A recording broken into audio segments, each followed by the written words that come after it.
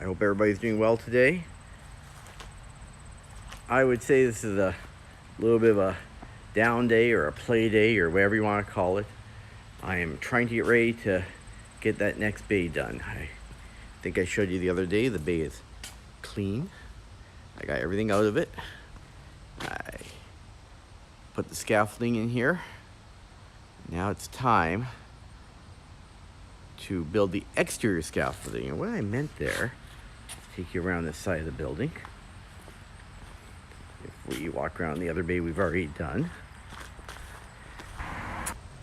there's a piece of wood up there against the wall. I'll give you a better view later. And all they do really, that bolt pulls this scaffolding piece or this arm tight to the building against the inside studs, and that holds it straight. And the little 45 holds it obviously from collapsing. And you can see these, I put some boards on already so you can walk along the outside. And yes, you can buy these, but I priced them out, and the cheap ones, I say cheap because they really were, they're the least I can find, were only rated A at 200 pounds, which is already pushing it if you put boards and me on it. You put two people you've had, and they only came out, I forget what they were, 2 feet from the wall. Well, 2 feet from the wall doesn't help you at all because the overhang's 2 feet, and you gotta go past that to be able to put up the edge of the wall. And that, so I wanted it to come out 4 feet. So I built my own, designed them, and those are not just stuck together, they are actually glued together and nailed and screwed. And I tried to put some weight on to test them, and I got enough weight on it that the whole wall started to tip. So I said, well, if I'm tipping the wall, surely to God they're going to hold. But I got them there. I got a couple just in the back side. You know, the only other alternative is to scaffold the whole side of the building. And God, can you imagine how much scaffolding it would take to go down the whole side or around the whole building?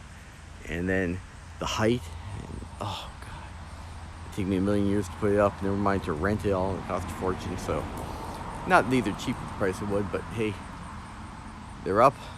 I can leave them there.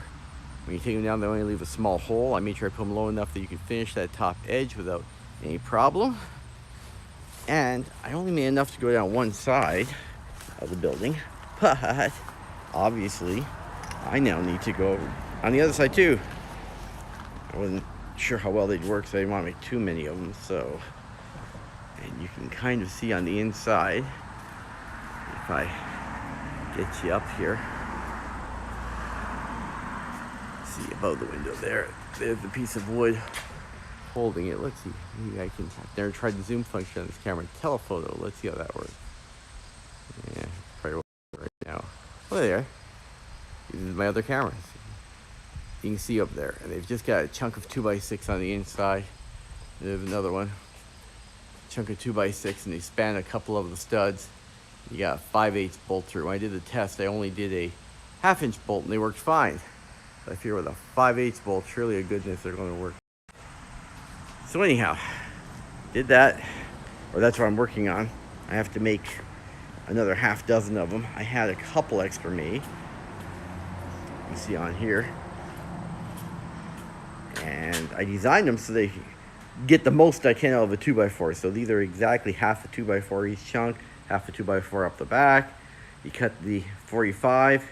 You can see I even strengthened each end so they couldn't slip. And I just started cutting them. But you know, people ask, why do you need a big workshop? Well, let me tell you. This is my chop saw. It's just a cheapie that my parents bought me years ago. I'll forget it one day, but this is sat outside all winter with just a cover on, and it's still working. But you see the table he made, because you have to be able to lay the piece of wood on top of the table here, and then it's got to be even the next one, and the next one, and the next one. You need this as long as the wood's going to be, and you should have it on both ends. I'm actually using my saw as my run-out table, and you really should have as long as the piece of wood is on each side. So let's assume you're going to do a 12-foot piece of wood. You need a 24-foot table. I'm doing 16-footers. Those are 16-foot boards down there that I'm cutting. And so I really need a 32-foot long table, possibly. Not realistically, because you're not going to cut right at the end. Well, You will at one end because I need a 45 right on the one end of the piece of wood. So I actually would have needed 16 feet on one end, and then whatever the longest possible piece, you can always put the longest one. So let's assume that you'd never more than half, or you could flip it. So, you know, we'd need 16 feet on one side and 8 feet on the other. Makes a 24-foot table. So it's still long, and that's why you need a big workshop. That you just need the length to do stuff like this. Same with a table saw. If you're going to put a 16-foot board through a table saw, you need 16 feet on one side of it, and then you need 16 feet on the other side of it. That's 32 feet. So you need the length if you're doing any big woodworking projects. But anyways, I just show you guys what I'm up to, trying to cut these babies all out, get them ready. I'll start gluing them up. And I picked up the lumber last night. You can see there's where when it was dark when we came home, we pulled it all, piled it up. You can see I still strap it together because I still believe in my mind, I haven't proved right or wrong yet, but it holds it from warping because wood loves to warp. As soon as you get it out, it starts dry, it warps. So I picked up the straightest pieces I could last night, brought them home. I strap them together, try holding them so if they dry straight or they hold straight till they dry. So, and again, you can see these that I made. You can kind of see, if I go closer, the glue in the joints just kind of oozing out, but I did not want these to come apart, and that is Type Bond 3 waterproof glue. They technically say it's not structural. I talked to the engineers at the company. Again, you can tell I don't do anything simple. Called the company, talked to the engineers, go, why is it not structural? I mean, it's glue. It's meant to be hold pieces of wood together. It's, you know, why, you know. And he said the problem is long-term creep. He goes, they'll actually hold. It's got no strength to do it. He goes, there's no problem there. But he goes, if you looked at the long-term creep test where parts will actually move over time, that's where it might fail. And I go, well, okay, I'm not talking about leaving these up for 20 years, 10 years, nothing. I'm trying to get them up, use them, and get them down. They'll become firewood or something later. So anyways, I just thought I'd show everybody what I'm up to. God, it's nice to have a workshop. I can't wait till this is done. I am literally so excited about this. I haven't had a workshop in years and years. South Carolina, the last time I had a decent sized shop 10 years ago or more than that. And man, it's nice to have a bay you can do stuff in. Oh, God. All right, guys.